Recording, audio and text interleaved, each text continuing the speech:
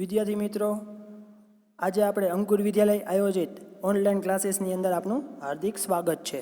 આજે આપણે ધોરણ 7ની અંદર પાઠ પ્રથમ એટલે કે રાજપૂત યુગના નવા શાસકો અને રાજ્યો વિશે આપણે અભ્યાસ કરીશું. તો રાજપૂત યુગો રાજવીઓએ ઈસવીસન 700થી 1200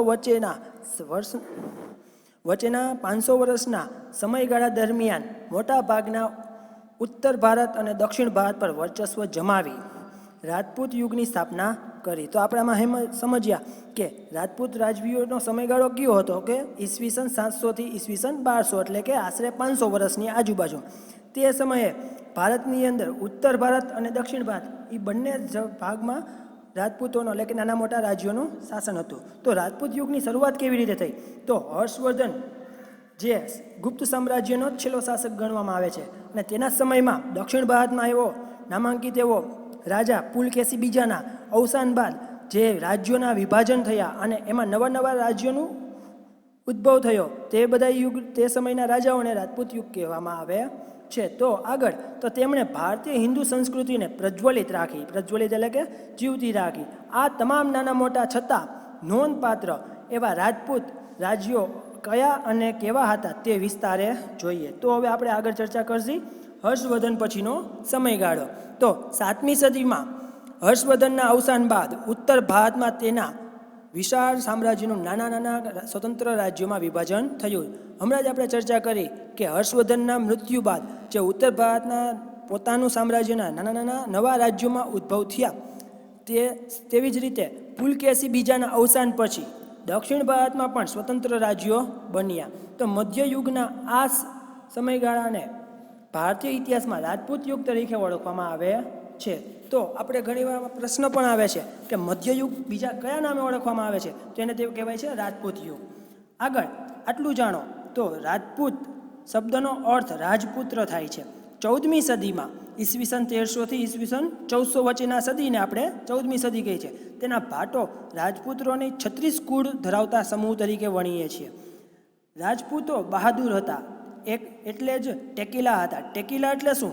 કે પોતે જે વચન આપેલું હોય તેને પોતાનું પ્રાણ ત્યાગીને પણ વચન પૂર્ણ કરતા, એવા ટેકીલા હતા. દુશ્મનને પીઠ બતાવવા કરતાં તેઓ મૃત્યુ વિશેષ પસંદ કરતા હતા. તેઓ ગો બ્રાહ્મણ પ્રતિપાલક હતા. ગો બ્રાહ્મણ એટલે કે પોતાના રાજ્યની અંદર આશ્રય કરેલા ગાયો અને પાલતુ પશુઓનું સાચવવું કરે તેવા લોકોનું અને પ્રજાનું પાલન પોષણ કરે એવા રાજાઓ હતા. શરણે આવેલું તેઓ કોઈ પણ ભોગે રક્ષણ કરતા અને લડાઈમાં પણ અધર્મ આચરતા ન હતા. આવા બહાદુર રાજપૂત રાજાઓ હતા. ભારતની રાજપૂત રાણીઓ વીરત માટે વિખ્યાત હતી. પુત્ર અને પતિને હસ્તમુખે યુદ્ધમાં વિદાય આપતી.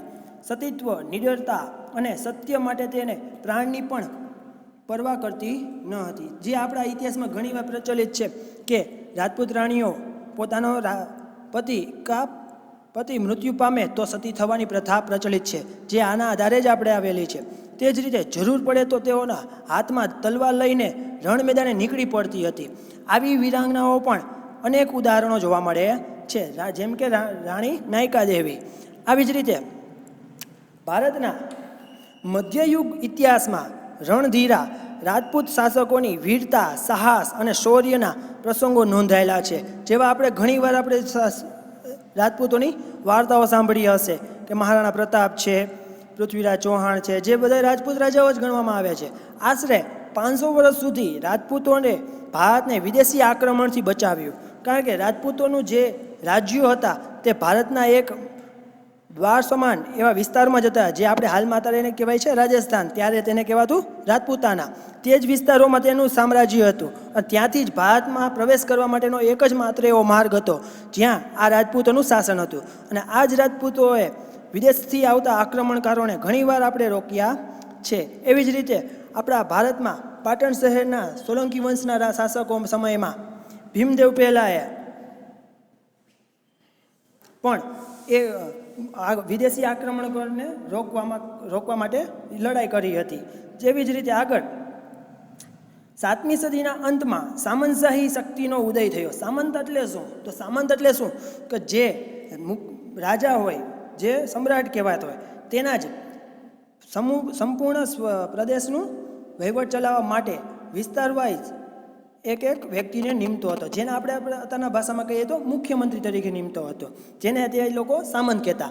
અને એ જ સામંતોએ પોતાના રાજા સાથે રહીને પોતાનું સૈન્ય અને અલગથી પોતાની તાકાત ઊભી કરતા ગયા. અને તેમ તેમ પોતે રાજા મુખ્ય રાજામાંથી અલગ થઈ અને પોતાનો સામ્રાજ્ય વિકસાવ્યો, જેને આપણે કહીએ છીએ સામંતશાહી.